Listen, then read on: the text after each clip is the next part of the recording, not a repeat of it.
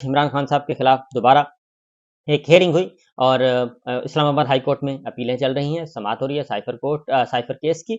और उसमें chief justice Aamir Farooq साहब हैं, जस्टिस मियां गुल हसन औरंगजेब हैं। और अब जो सलमान सफदर साहब ने जितने भी आर्गूमेंट्स दिए, उन आर्गूमेंट्स के बाद बैकग्राउंड आपको सारे का सारा पता है साइफर केस का। जो आर्गूमेंट्स इस्लामाबाद हाई कोर्ट में भी दिए ट्रायल से मुतल्लिक, उसमें भी वो नॉकआउट कर रहे हैं।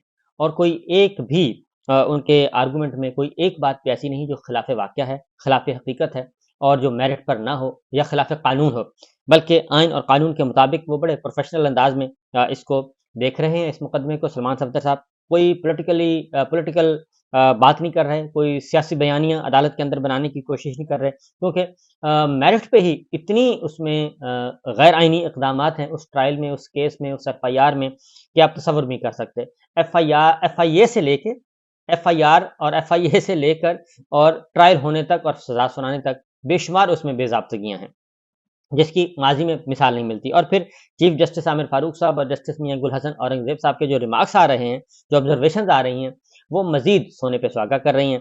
और जैसे ही वो ऑब्जर्वेशन और रिमार्क्स आते हैं और मीडिया रिपोर्ट करता है और अदालत के अंदर भी बहुत सारे बैठे हैं, हमारे इस्टेब्लिशमेंट के नुमाइंदे बैठे होते हैं, वो भी नोट्स ले रहे होते हैं, तो वो जाके बताते हैं कि जनाब अंदर तो हालात बहुत ख़राब हैं।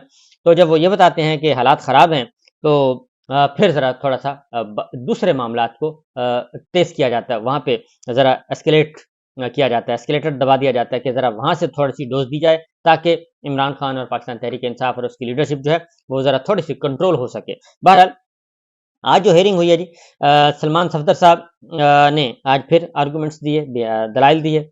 और आज अदालत के सामने स्पेशल प्रोसिक्यूटर FIA के जस्टिस रिटायर्ड हामिद अली शाह साहब, इनको लिया गया है। और जुल्फ़िकार नकवी साहब वो पेश हुए। जुल्फ़िकार नकवी साहब तो उधर ट्रायल कोर्ट में भी होते थे, और उसमें बहुत बड़ी तादाद अरकान पार्लिमान की मौजूद थी, वकला मौजूद थे, और उनके साथ बाकी फैमिली मेम्बर्स थे। तो बहरहाल शामिद कुरैशी के वकील सलमान सफदर ने जी जो आर्गूमेंट दिए इमरान खान साहब और शामिद कुरैशी साहब की तरफ से, एक ही वकील हैं सलमान सफदर साहब, वो बयान दे रहे हैं, आर्गूमेंट दे रहे हैं।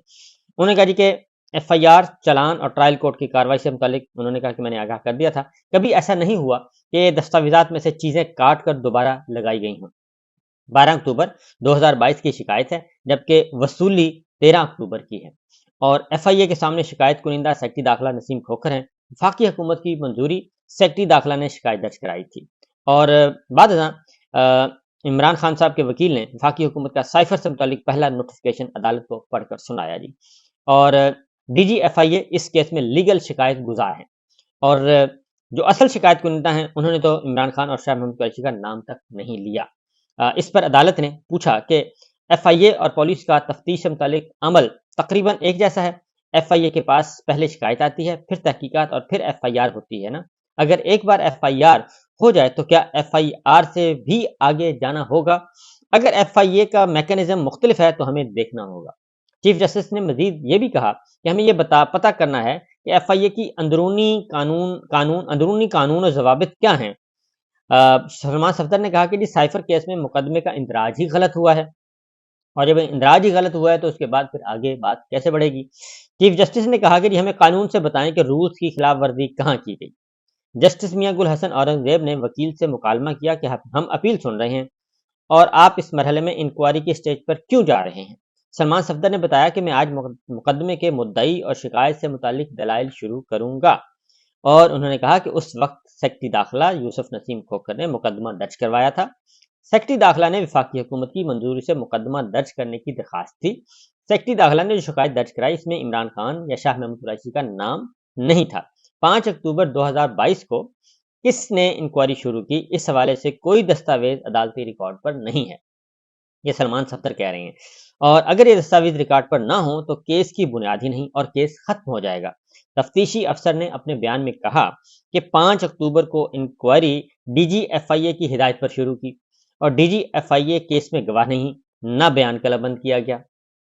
ये भी बात हैरत अंगेज है। इस पर जस्टिस मियां गुल हसन औरंगजेब ने पूछा कि वजारत दाखिला ने DG FIA को इंक्वायरी का कहा था, क्या कहा था? आप ही कह रहे हैं कि इंक्वायरी शिकायत दर्ज होने से पहले शुरू हुई। वकील ने जवाब दिया कि बिल्कुल इसी तरह ही हुआ, इस तरह तो पूरा सुपर स्ट्रक्चर ही मुनहदम हो जाएगा। اور اس کے بعد چیف جسٹس نے کہا کہ یہ ہارڈ کور کرمنل کیس نہیں، وائٹ کالر کرائم بھی نہیں، اپنی نوعیت کا الگ کیس ہے، یہ ہائبرڈ قسم کا کیس ہے اور اس میں نئی عدالتی نظیر تیار ہوگی۔ سلمان صفدر نے کہا کہ جتنے بھی کیسز عمران خان کے خلاف آئے ہیں وہ آؤٹ آف دا باکس ہی بنے ہیں۔ توشہ خانہ سائفر دت میں نکاح کیس کا فیصلہ بھی اسی طرح ہی آیا ہے اور رات کی تاریکی میں، آپ کو معلوم ہی ہے۔ تو چیف جسٹس نے مزید کہا کہ یہ وائٹ کالر کیس بھی نہیں ہے، نہ ہی قتل کیس کی طرح کہہ سکتے ہیں، یہ مکس ہائبرڈ کیس ہے۔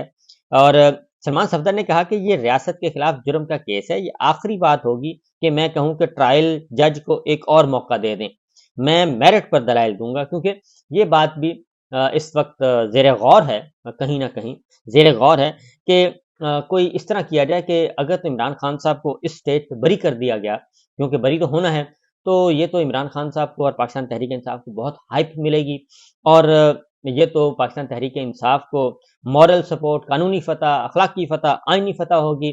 تو اس لیے یہ کام نہ کیا جائے، اس سٹیج پہ ان کو بری نہ کروایا جائے، بلکہ یہ تلوار لٹکتی رہے۔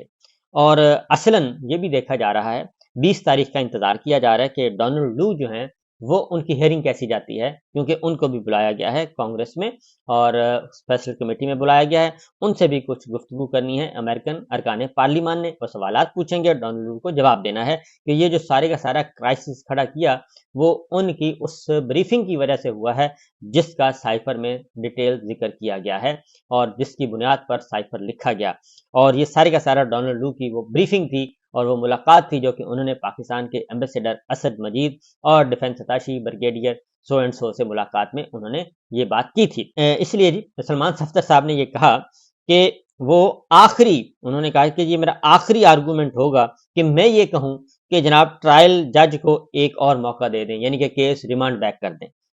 یہ بڑا آسان طریقہ ہوتا ہے کسی کو تنگ کرنے کا، کیونکہ جب پتہ چل جاتا ہے تو پھر یہ درمیانی راستہ نکالا جاتا ہے، لیکن دیکھتے ہیں کہ اس میں کیا صورتحال ہوتی ہے۔ اس پر عدالت نے ریمارکس دیے کہ حق جرا ختم ہو جائے تو آپ کی حق تلفی ہوتی ہے۔ چیف جسٹس نے کہا کہ ملزم عدالت کی نظر میں پسندیدہ فیورٹ چائلڈ ہوتا ہے۔